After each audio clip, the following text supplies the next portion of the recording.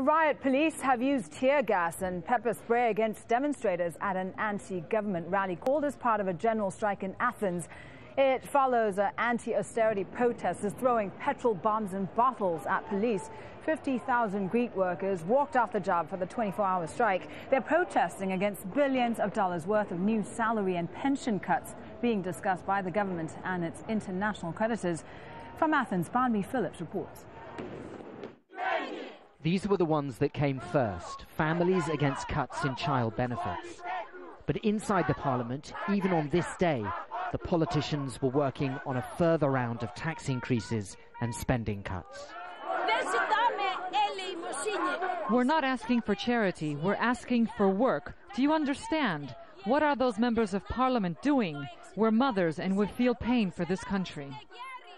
Later, under a fierce sun, the crowd swelled. Soon, there were many thousands. These kinds of protests show how the Greek government is under pressure. But the government can also use these strikes and demonstrations by showing European partners that there's a risk of a social explosion in Greece. And that's why the government is arguing it needs a longer time frame to introduce yet more austerity measures. Away from the square, there is a quiet desperation on some suburban streets. So many shops out of business. And here's a telling scene. Yes.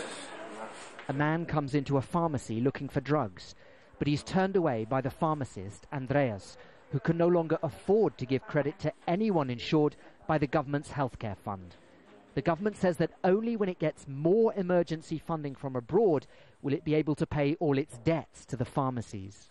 If the government doesn't pay all the money that it owes to the pharmacies and to the drug companies in October, the system will collapse.